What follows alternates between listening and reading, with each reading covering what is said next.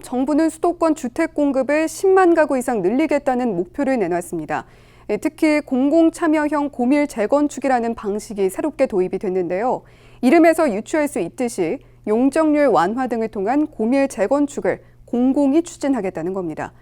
관건은 주요 재건축 단지들의 참여 여부일 텐데요. 정부 발표 직후 목동 부동산 시장의 반응을 살펴봤더니 시큰둥했습니다. 심다혜 기자가 취재했습니다. 정부가 발표한 수도권 추가 주택 공급량은 13만 2천 가구. 그중 약 40%가 공공참여형 고밀 재건축을 통한 겁니다. 용적률을 완화하고 50층 고층 건립을 허용하는 고밀 재건축을 통해 주택 공급을 늘리겠다는 겁니다. 한국토지주택공사나 서울주택도시공사 등 공공기관이 재건축에 참여하는 새로운 방식인데 다만 늘어난 용적률의 최대 70%를 기부 체납해야 합니다. 기부 체납받은 주택은 무주택, 신혼부부, 청년 등을 위한 장기 공공 임대에 50% 이상을 활용하고 나머지는 공공 분양으로 활용해 나가도록 하겠습니다. 서울시는 정부 발표 당일 즉각 반발했습니다. 서울의 순수 주거 전용 아파트는 35층까지만 가능하다는 점을 강조했습니다.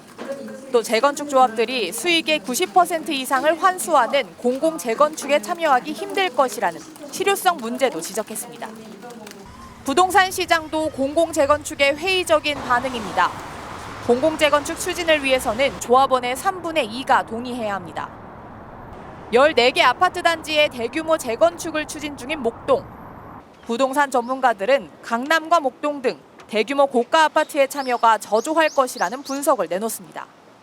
목동 같은 경우에는 이전 부지라든지 공공기관 부지에 임대주택들이 들어오는 걸 굉장히 주민들이 많이 반대를 했기 때문에 사실 이런 부분들에 대해 되게 부정적 여론이 많다는 것들이 실제로 단지별 안전진단 모금을 통해 재건축 사업을 추진 중인 목동아파트 재건축추진위원회도 조심스럽다는 반응입니다.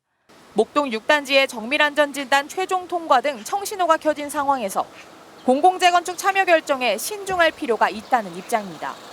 목동아파트 한 단지의 재건축추진위원회는 재건축을 촉진하는 정책이라는 측면에서 긍정적이지만 수익성이 거의 없어 기다려보기로 했다는 입장을 밝혔고 또 다른 추진위 관계자는 정부가 명확한 입장을 정리해야 조합이 이에 응할지 논의할 수 있을 것이라고 설명했습니다. 헬로티비 뉴스 심다혜입니다.